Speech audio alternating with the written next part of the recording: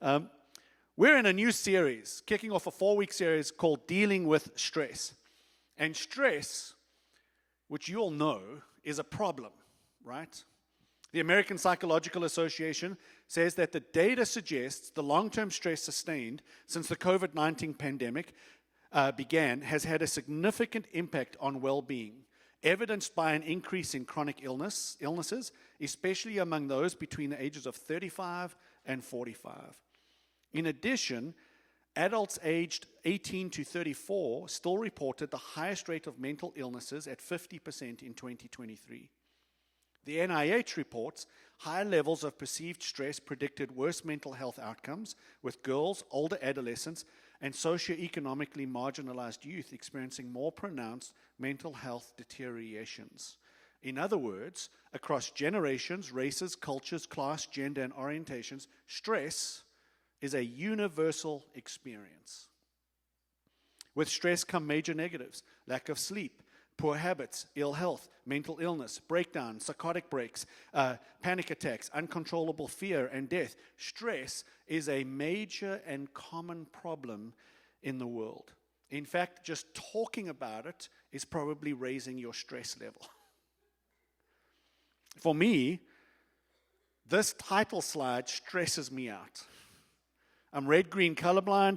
Everything hurts when I stare at that picture. It just stresses me. And so when they said, hey, is this a good picture? I was like, no, but yes. So we're launching a 4-part series. If it's a universal problem, let's look at how we can deal with stress together. Because when it comes to dealing with stress, your faith, our faith, can help us deal with stress. Please note, I didn't say remove stress. Your faith doesn't take stress away. Your faith can help you deal with it. Stress is a part of life, but our faith can help us deal with it. In this series, what we're going to do is provide practical, concrete applications that you can take based on spiritual beliefs, and they put them into practice to help with emotional management and dealing with your stress. Each week, we will focus on a specific spiritual belief and unpack it with practical applications. But why are we stressed? The reasons for stress are numerous. The news stresses us out. Politics stresses us out. Social media stresses us out. Advertising stresses us out. Parenting is just one big stress ball that never goes away. But hey, parents, you know what your children want you to know? You parenting them is one big stress ball that never goes away. Stress is just there.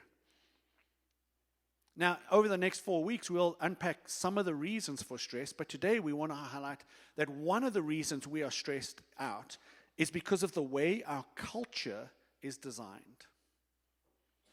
Our culture, American culture, Western culture, the homes in which we live, is designed to drive us for one word. Anybody know what the word is? More. John Ortberg calls it the dark soul of our culture. Everything that we encounter tells us you want more, you need more, you should have more. The culture in which we live drives us to want more. Here's how it works. Social media makes me want what others have. Adverts make me want more. Shows highlight what I don't have. My own jealousy makes me want more. All the core drive in our culture is about having more. And that belief is that the more of a thing, whatever that thing is, if you can get more of it, it'll lead you to a happier life, a more fulfilled life, a significant life, a satisfied life. And ever so subtly, here's how the messaging works.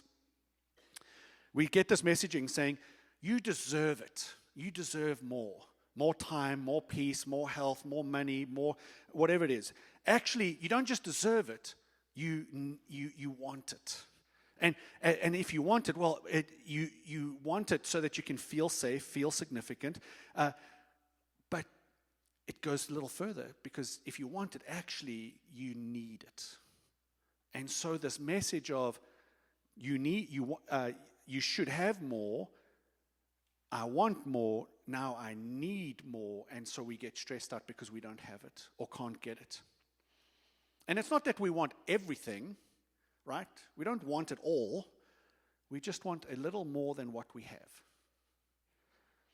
And with that constant drive for more comes stress.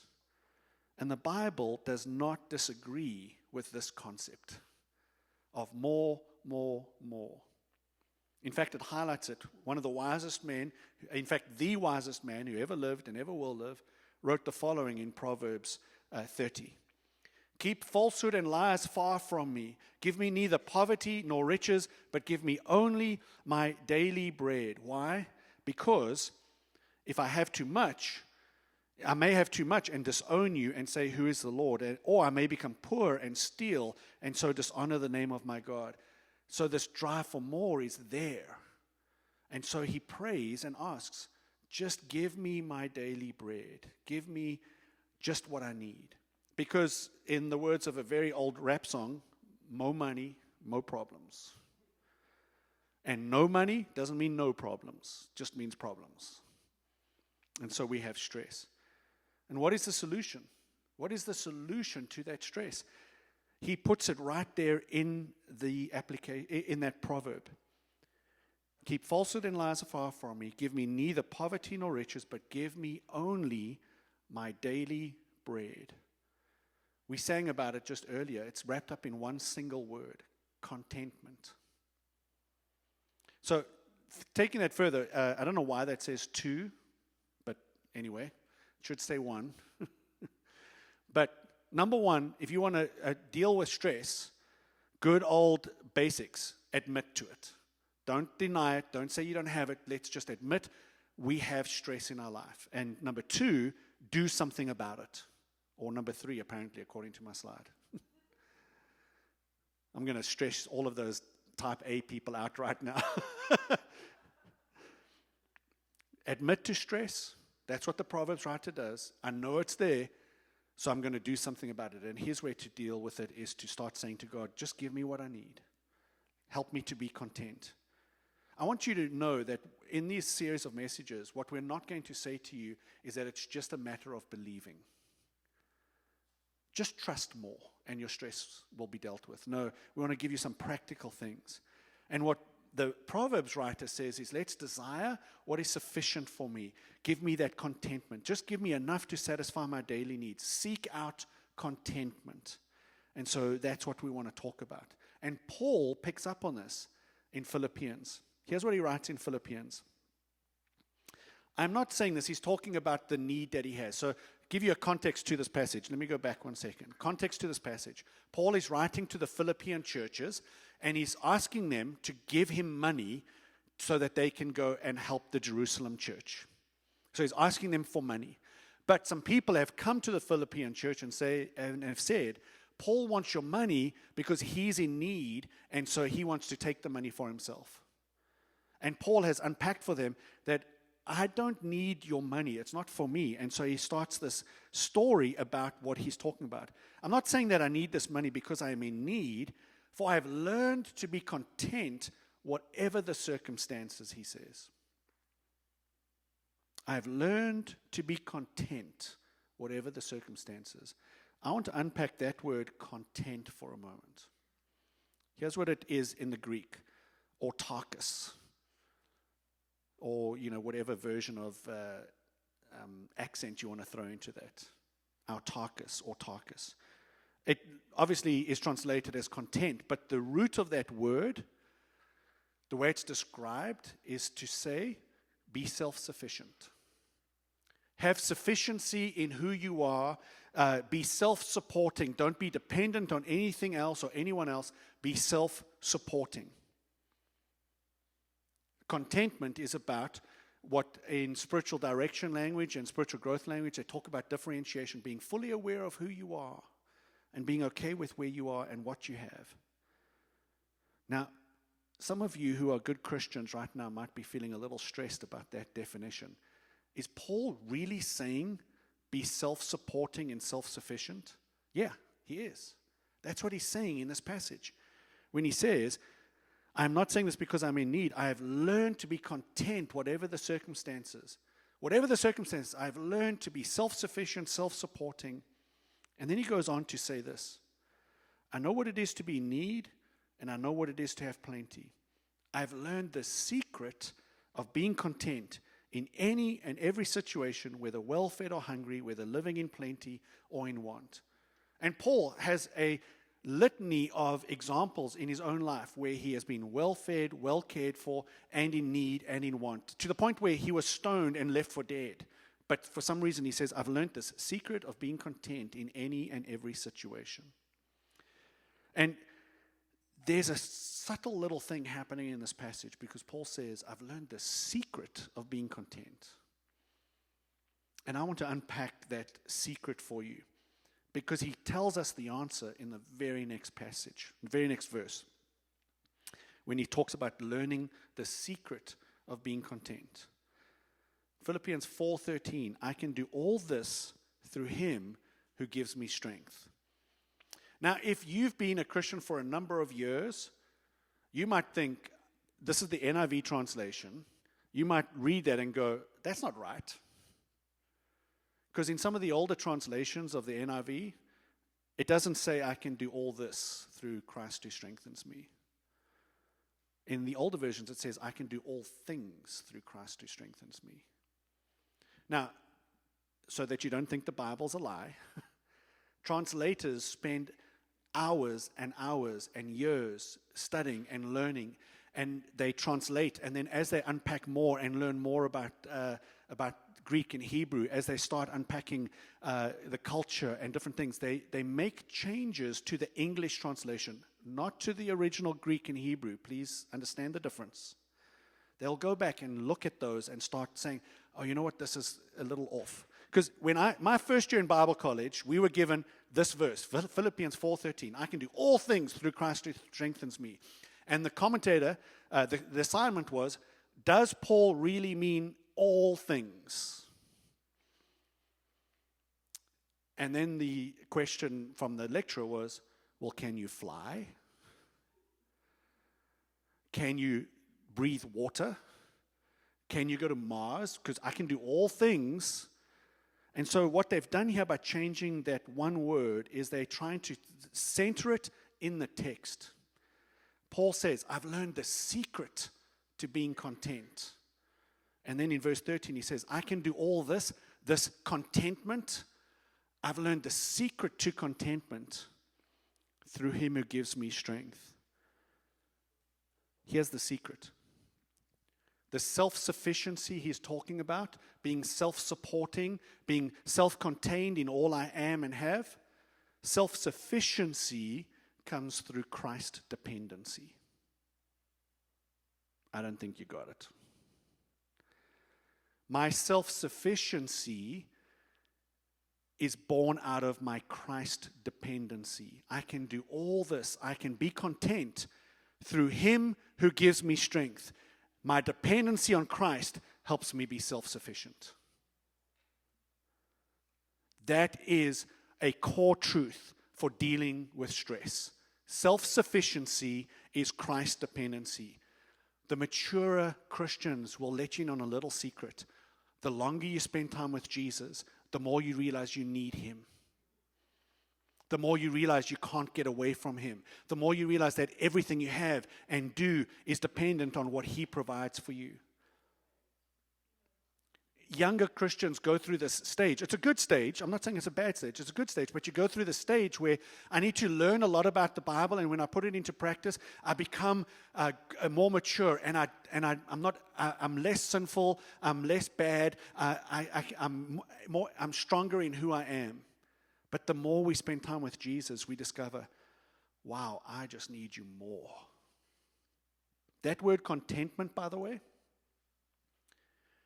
Paul uses it in another situation where he's in desperate need, where he talks about he has prayed for God to take away a thorn in his flesh. Now, some of you may know this passage, it's from 2 Corinthians. Paul says, I have a thorn in my flesh. Now, when you think of thorn, what are you thinking of? Something about that big? A little prick in the side? Like a splinter? The word thorn that Paul uses isn't a splinter. The word he uses is what the Romans used to hold their tents up. It's a tent peg about that big. So he says, I have a hole in my side that cannot be closed. And I go to God to take it away and take it away, take it away. And what does God say? My grace is sufficient. The word sufficient is the same word, autarkos. My grace is what you hold on to because that's your dependency. And your self-sufficiency is based on Christ dependency. The first step to dealing with stress is to develop Christ dependency. So let's talk about Christ dependency for a moment.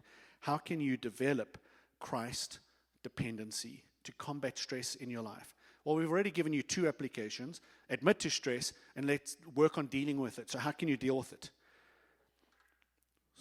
Proverbs 30 verses 8 and 9. Give me only my daily bread, the Proverbs writer says. Does that phrase, daily bread, remind you of something? For those of you who have been Christian for a while, what does it remind you of? What does the Lord's Prayer say? Give us today our daily bread. It's the reason Jesus said it that way, pointing to the psalm. If you want to be self-dependent, give us today our daily bread. Pray for your daily needs.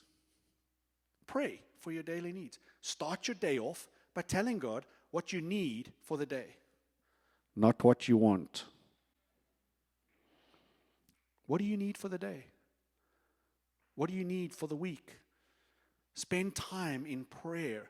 So prayer is not just praying for other people. It's talking to God about what you're facing, what you're looking for, what's lacking. And we can deal with stress by starting our day and saying, take it to God. God, you're my provider. I'm dependent on you. Here, all these problems I'm facing, they're yours. You provide.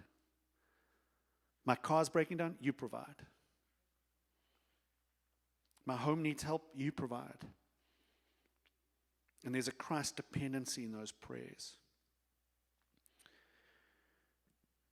But there's also this idea that as you go through your day, do you move towards relying on yourself or do you move towards relying on Christ?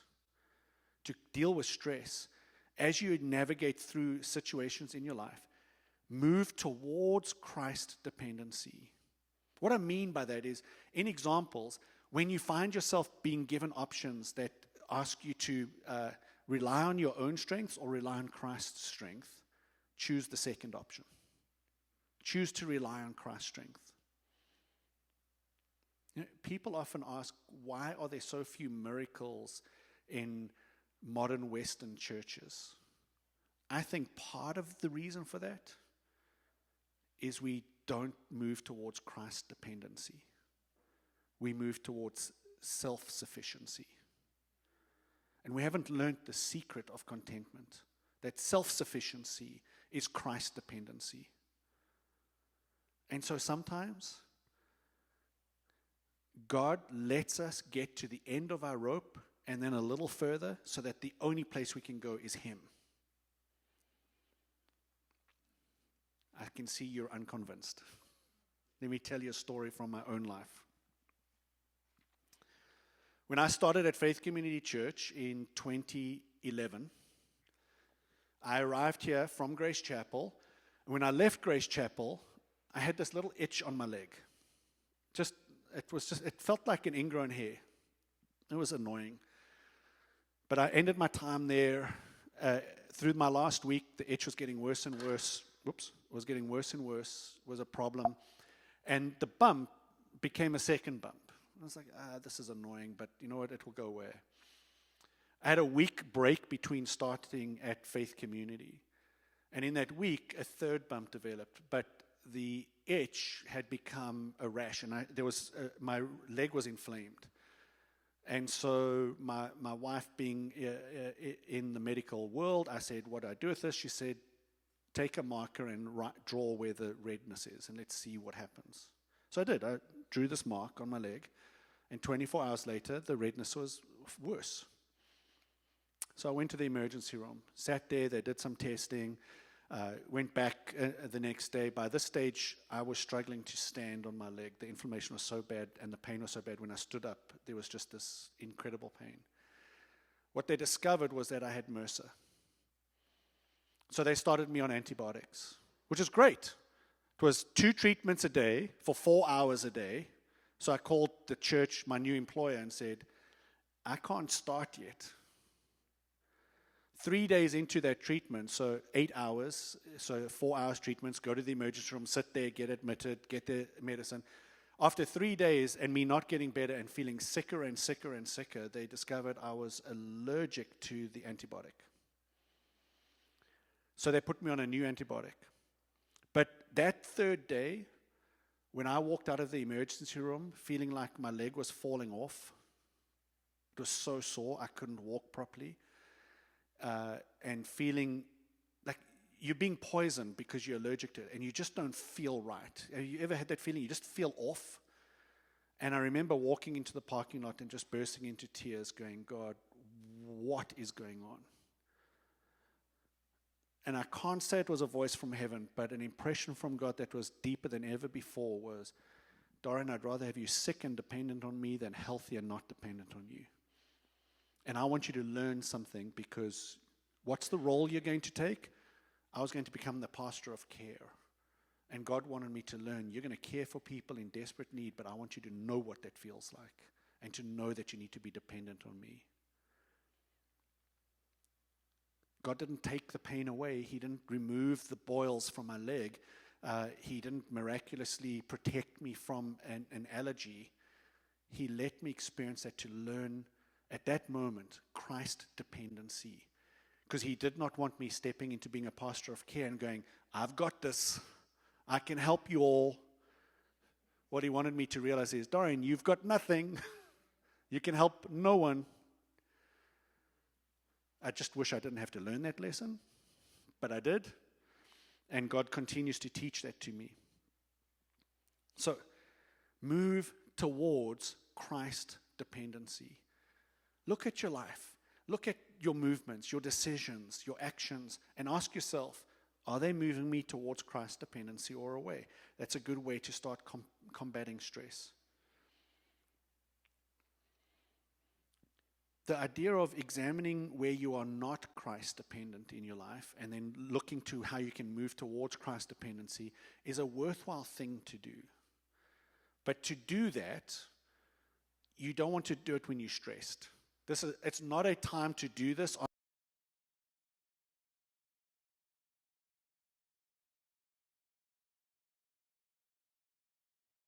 Putting some time into your day to get away and sit with, what are the things stressing you out? What are the things burdening you? What are the things worrying you? And ask yourself, how can I hand this over to God and be dependent on him in that situation? There's some practical ways to do that. Silence, journaling, prayer, reflection. And then making some conscious decisions to move towards Christ dependency. So that's one side. And then there's another side to contentment that the writer of Hebrews opens up for us. He says, keep your lives free from the love of money and be content with what you have. The word for content there is not autarkos. It's a whole different word. Here's what the Greek word is there. It's archeo. It means to be satisfied with what you have. There's a antidote to our current culture in which we live. Be satisfied with what you have, not with what you don't have. But buried in this word archeo is an action. It's a twofold action. Action one of be satisfied is to learn to push off discontentment. It literally is translated sometimes in Scripture as ward off, hold at bay. Keep your life free from the love of money, he says. Ward off discontent. And that's a helpful thing for us to contemplate as we navigate through our lives. We can feel the discontent coming. Can you sometimes? You're watching that commercial and you go, I want that. I think I need it. There's a time to just go, hold on, is that discontentment being pushed on me? Why do they get it? Why do they have it? Why do they get that car and I don't have a car? Why do they get that house and I give up my house? In that moment, our own hearts begin to desire for something, and archeo says, ward it off. Put a barrier against it. Stand against it. Keep your life free from the love of money and ward off discontent. That's the one action in it, to ward off. And the other action is to embrace or welcome what you have. You may have seen it. There's a meme going around. It's a guy on walking on the road, and he's jealous of the person riding a bike, and the person riding a bike is jealous of the person in the car. The person in the car is jealous of the person riding the sports car. The sports car person is jealous of the person who's in the helicopter, and the helicopter person is looking at the person walking, and they're jealous of the person walking. One truth about the life in which we live is there's always going to be something else you want, or that somebody suggests you want.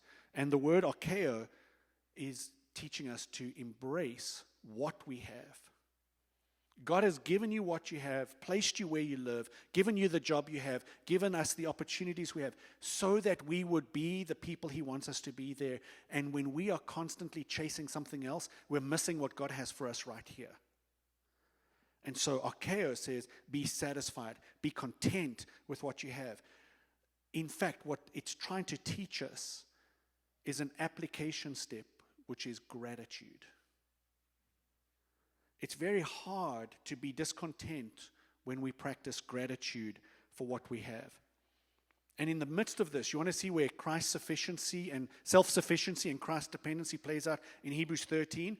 At the that verse, go back one second. Look here. Keep your lives free from the love of money and be content with what you have. Here's what the rest of the verse says. Because God has said, never will I leave you.